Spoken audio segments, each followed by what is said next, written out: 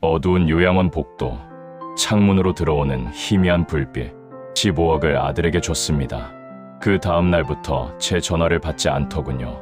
그런데 1년 후 그 아들이 무릎 꿇고 찾아왔습니다. 한 말 한마디에 그 아들은 그 자리에서 얼어붙었습니다. 15억의 진실, 제 이야기를 끝까지 들어보시겠습니까? 후회하지 않으실 겁니다. 제 이름은 박영수, 올해 73입니다. 40년 동안 칼국수 집을 운영했습니다. 새벽 4시에 일어나 육수를 끓이는 게 제 일상이었죠. 하루도 쉬지 않았습니다. 명절에도, 아플 때도 식당 문을 열었습니다. 왜 그랬냐고요? 아들 하나 제대로 키우고 싶었으니까요. 아들 민수는 제 전부였습니다. 공부 잘하는 아이는 아니었지만 착했습니다. 아빠, 나중에 크면 아빠 식당 물려받을게. 그 말 한마디에 얼마나 힘이 났는지 모릅니다. 대학 등록금 1,000만 원, 아깝지 않았습니다. 군대 다녀와서 취직 안 되면 어쩌나 걱정했는데 다행히 중소기업에 취직했습니다. 그리고 3년 후 여자친구를 데려왔습니다. 아빠, 결혼하고 싶어요. 물론이지, 당연하지. 결혼 자금 5천만 원 기꺼이 내줬습니다. 전세금 2억도 보태줬습니다. 아들의 웃는 얼굴을 보니 그동안의 고생이 다 보상받는 기분이었습니다. 며느리 수진이도 처음엔 참 착해 보였습니다. 아버님, 잘 모시겠습니다. 그 말을 믿었습니다. 아니, 믿고 싶었습니다. 세월이 흘러 저도 70을 넘겼습니다. 관절도 아프고 허리도 굽어갔습니다. 새벽에 일어나는 게 점점 힘들어졌습니다. 어느 날 아들이 찾아왔습니다. 아빠, 이제 그만 쉬세요. 식당이랑 건물 저한테 넘겨주세요. 제가 운영할게요. 솔직히 고민이 됐습니다. 아직 건강한데 벌써 넘겨야 하나? 하지만 아들의 눈빛이 진지했습니다. 며느리도 거들었습니다. 아버님, 손주들 키우는데 돈이 너무 많이 들어요. 저희도 살림이 빠듯해요. 건물 임대료라도 있으면. 그 말에 마음이 약해졌습니다. 맞아. 젊은 사람들 살기 힘들지. 내가 도와줘야지. 세무사와 상담했습니다. 식당 5억, 건물 10억, 합쳐서 15억. 증여세가 상당히 나올 텐데요. 괜찮습니다. 제가 내겠습니다. 증여세 3억. 제 평생 저축으로 냈습니다. 등기소 앞에서 서류에 도장을 찍었습니다. 아들이 제 어깨를 토닥였습니다. 아빠, 고맙습니다. 걱정 마세요. 제가 잘 모실게요. 며느리가 활짝 웃었습니다. 아버님, 이제 편히 쉬세요. 그날 저녁 삼겹살을 사줬습니다. 손주들이 할아버지 최고 하며 웃었습니다. 그날이 제 인생에서 가장 행복한 날이었습니다. 동시에 가장 어리석었던 날이기도 했습니다. 처음엔 아무것도 몰랐습니다. 아들이 바쁘겠지. 사업 인수하느라 정신없겠지. 전화했습니다. 민수야, 이번 주말에 저녁이나 먹을까? 아빠, 이번 주는 좀 바빠서요. 그래, 그럼 다음 주에. 네, 다음 주에 연락드릴게요. 하지만 다음 주에도 연락이 없었습니다.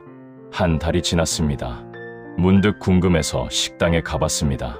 간판이 바뀌어 있었습니다. 박씨네 칼국수에서 민수네 칼국수로 40년을 지켜온 이름이 사라졌습니다. 가슴이 철렁했습니다. 하지만 이해하려 했습니다. 새 주인이 됐으니 바꿀 수도 있지. 안으로 들어갔습니다. 며느리가 카운터에 있었습니다. 아버님? 어쩐 일이세요? 말투가 예전과 달랐습니다. 차갑고 어색했습니다. 그냥 구경 좀 하려고. 네. 근데 저희 바빠서요. 오래 계시면 손님들이 불편해할 수도. 더 이상 있을 수가 없었습니다. 제가 손님 취급을 받고 있었습니다. 40년을 일한 제 식당에서 전화를 걸어도 받지 않았습니다. 10번 중에 1번 정도 받을까 말까. 아빠, 지금 회의 중이에요. 그래. 나중에 전화할게. 어느 날은 며느리가 받았습니다. 아버님, 남편 지금 바빠요. 배경에서 아들의 웃음소리가 들렸습니다. TV 보는 소리도 들렸습니다. 바쁜 게 아니었습니다. 그냥 제 전화를 받기 싫은 거였습니다. 혼자 사는 게 외로웠습니다. 밥을 먹어도 맛이 없었습니다. 잠도 잘 오지 않았습니다. 어느 날 집에서 넘어졌습니다. 허리를 삐끗해서 일어날 수가 없었습니다. 전화를 걸었습니다. 30분 후에야 며느리가 전화를 받았습니다. 아버님, 무슨 일이세요? 내가 넘어져서 일어날 수가 없어. 아이고, 119 부르세요. 그리고 저희는 지금 애들 학원 데려다 줘야 해서 전화가 끊겼습니다. 혼자서 119를 불렀습니다. 병원에서 3일 입원했습니다. 아들은 한 번도 오지 않았습니다. 퇴원하는 날 아들 부부가 왔습니다. 아버지, 이제 혼자 사시면 위험해요. 며느리가 팜플렛을 내밀었습니다. 요양원 안내 책자였습니다. 여기 괜찮아 보이던데요. 다른 어르신들도 많고 간호사들도 있고 아들도 거들었습니다. 아빠, 저희도 맞벌이라 모시기가 힘들어요. 여기가 아빠한테도 더 좋을 거예요. 요양원, 내가 살 곳이 요양원이라고? 15억을 물려준 아들이 날 요양원에 보내겠다고? 얼마나 하는데? 월 200만 원이요. 저희가 낼게요. 200만 원. 15억 받은 사람이 200만 원짜리 요양원에 아버지를 보낸다고? 뭐라 말할 기력도 없었습니다. 그냥 고개를 끄덕였습니다. 4인실이었습니다. 낡은 침대, 삐걱거리는 바닥, 화장실도 공동이었습니다. 이게 제가 살고 40년 동안 하루도 쉬지 않고 일한 제가 살고. 아들이 짐을 내려놓으며 말했습니다. 아빠, 적응하시면 괜찮으실 거예요. 며느리는 시계를 보며 말했습니다. 우리 가봐야 해요. 애들 학원 가는 시간이라. 그래, 가봐. 자주 올게요, 아빠. 하지만 알고 있었습니다. 자주 오지 않을 거라는 걸. 아니, 아예 오지 않을 거라는 걸. 옆 침대 어르신이 말을 걸어왔습니다. 여기 처음이세요? 네, 적응하세요. 여기 다들 비슷해요. 자식들한테 버림받은 사람들. 그분도 아들에게 재산을 물려줬다고 했습니다. 그리고 요양원에 왔다고. 제 아들은 아예 오지도 않아요. 1년에 한 번. 그것도 5분 있다가요. 다른 어르신도 끼어들었습니다. 저도 딸한테 전세금 3억 줬어요. 그 다음부터 연락이 뚝 끊겼죠. 모두가 저와 같은 사람들이었습니다. 자식을 위해 모든 걸 준 사람들, 그리고 버림받은 사람들. 명절이 되었습니다. 다른 어르신들은 가족들이 데리러 왔습니다. 하루만이라도 집에 가는 거죠. 저는 아무도 오지 않았습니다. 전화를 걸었습니다. 민수야, 오늘 설날인데. 아, 아빠, 저희 여행 가요. 오키나와로. 여행? 네, 애들 방학 때 한번 가자고 했거든요. 그래, 잘 다녀와. SNS를 확인했습니다. 며느리가 올린 사진들. 공항에서 웃고 있는 아들 가족 여행 샵행복 샵 오키나와. 저는 요양원에서 혼자 떡국을 먹었습니다. 차갑고 맛없는 떡국. 눈물이 떡국에 떨어졌습니다. 이게 제가 바랐던 노후였을까? 요양원에 온 지 1년이 지났습니다. 이제는 익숙해졌습니다. 아들을 기다리지도 않았습니다. 그냥 하루하루 살아갈 뿐이었습니다. 어느 날 오후 전화가 왔습니다. 아들이었습니다. 1년 만에 처음 걸려온 전화. 여보세요? 아, 아빠. 목소리가 떨리고 있었습니다. 왜? 무슨 일 있어? 제가 곧 갈게요. 내일 갈게요, 아빠. 전화가 끊어졌습니다. 이상했습니다. 아들의 목소리에서 공포가 느껴졌습니다. 면회실에 아들이 나타났습니다. 초췌한 모습이었습니다. 수염도 기르고 눈도 충혈되어 있었습니다. 3개월 만에 보는 아들의 모습. 민수야, 무슨 일이야? 아들이 무릎을 꿇었습니다. 아버지, 죄송합니다. 주변 사람들이 쳐다봤습니다. 일어나, 사람들이 보잖아. 아버지, 저 큰일 났어요. 손이 떨리고 있었습니다. 천천히 말해봐. 아들이 이야기를 시작했습니다. 동업자를 만났다고, 식당 사업을 확장하자고, 프랜차이즈로 만들자고, 솔깃했다고, 투자금을 넣었다고, 5억을. 그런데 그 사람이 사기꾼이었다고, 돈을 들고 사라졌다고, 경찰에 신고했어. 했는데 찾을 수가 없대요. 해외로 도망갔다고. 그게 끝이 아니었습니다. 사업 확장하느라 은행에서 대출을 받았다고, 건물을 담보로. 그 돈도 다 날아갔다고. 지금 은행에서 경매 넘어간다고. 식당도 건물도 다 잃었어요. 15억이 1년 만에 사라졌습니다. 제가 40년 동안 모은 돈이, 새벽부터 밤까지 일한 돈이 한순간에. 아들이 제 손을 잡았습니다. 아버지, 도와주세요. 아버지밖에 없어요. 노후 자금 있으시잖아요. 제발 5억만. 며느리는 이미 떠났다고 했습니다. 이혼 서류를 던지고, 이런 무능력한 남편하고 못 살아. 손주들도 데리고 갔다고. 아들이 울고 있었습니다. 아버지, 제발. 저는 조용히 아들의 손을 뿌리쳤습니다. 민수야. 네. 아빠, 너한테 궁금한 게 하나 있다. 네. 내가 여기 요양원비 어떻게 내는 줄 아니? 아들이 당황했습니다. 그거야. 국민연금으로. 국민연금으로? 내 국민연금이 얼만지 알아? 월 80만 원이야. 요양원비가 200만 원인데.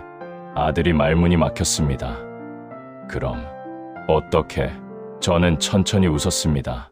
차갑게. 너한테 15억 다 줬다고 생각했지? 네. 아빠가 그렇게 호락호락하게 살았을 것 같니? 가방에서 통장을 꺼냈습니다. 아들의 눈이 커졌습니다. 이게 뭐예요? 5억 3천만 원. 이자까지 붙었구나. 아들이 얼어붙었습니다. 아버지, 그럼 너한테 증여하기 일주일 전에 빼놨지. 비밀 계좌로 사실을 이야기해줬습니다. 40년 동안 식당을 하면서 배운 게 있다고. 사람은 믿되 돈은 믿지 말라고. 특히 가족이라고 방심하지 말라고. 세무사와 상담할 때도 물어봤다고. 증여할 때 전부 다 줘야 하나요? 아니요. 일부만 빼놓으셔도 됩니다. 그래서 5억을 따로 빼뒀다고. 혹시 모를 상황을 대비해서. 설마 하는 마음이었는데, 역시 설마가 사람 잡더라. 아들이 무릎 꿇은 채로 얼어 있었습니다. 그럼 저는, 넌 네가 알아서 살아. 어른이잖아. 아버지, 제발. 민수야, 나도 물어볼 게 있다. 지난 1년 동안 너 나한테 뭐 했니? 전화 한 통 제대로 받았니? 명절에 나 혼자 떡국 먹을 때 넌 어디 있었니? 오키나와에서 가족여행하고 있었지? 아들이 고개를 숙였습니다. 내가 넘어져서 119 불렀을 때 넌 뭐라고 했지? 애들 학원 데려다 줘야 한다고 했잖아. 그게 아빠한테 할 말이니? 눈물이 나왔습니다. 하지만 참았습니다. 15억을 줬어. 근데 200만 원짜리 요양원에 날 보냈지. 4인실, 공동화장실. 그게 너희가 날 대접하는 방식이었어. 이제 와서 돈 달라고? 그건 너무 뻔뻔한 거 아니니? 아들이 울기 시작했습니다. 아버지, 죄송해요. 죄송하다는 말은 이제 듣기 싫다. 넌 1년 동안 한 번도 미안하다고 안 했잖아. 자리에서 일어났습니다. 아버지, 그럼 저는 어떻게 해요? 네가 알아서 해. 은행 빚 네가 갚아. 사기 당한 거 네가 해결해. 나는 이제 내 인생 살 거야. 저는 요양원을 나왔습니다. 아들한테 받던 200만 원도 거절했습니다. 제 돈으로 고급 실버타운에 들어갔습니다. 1인실, 개인 화장실, 넓은 거실, 창문으로 보이는 정원. 여기가 제가 있어야 할 곳이었습니다. 실버타운에는 저와 비슷한 어르신들이 많았습니다. 하지만 요양원과는 달랐습니다. 모두 당당하게 살고 있었습니다. 자식에게 의지하지 않고 스스로의 힘으로 취미 생활도 시작했습니다. 서예, 탁구, 눈오래 교실, 여행도 다녔습니다. 제주도, 부산, 강릉, 평생 일만 하느라 못 가본 곳들, 친구들도 생겼습니다. 김씨, 이씨, 최씨.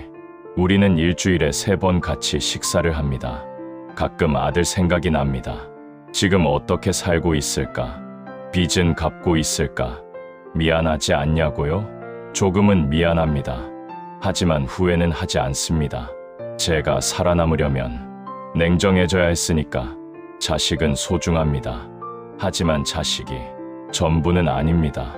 제 인생도 소중하니까요. 여러분께 한 가지 말씀드리고 싶습니다.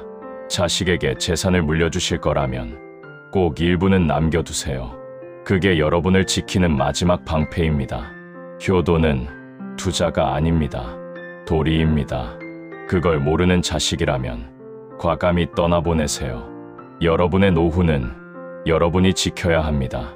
15억으로 인생의 진실을 배웠습니다. 그게 비싸다고 생각하지 않습니다. 이제 저는 자유롭습니다. 누구에게도 기대지 않고 누구에게도 미안하지 않게 제 인생을 살아갑니다.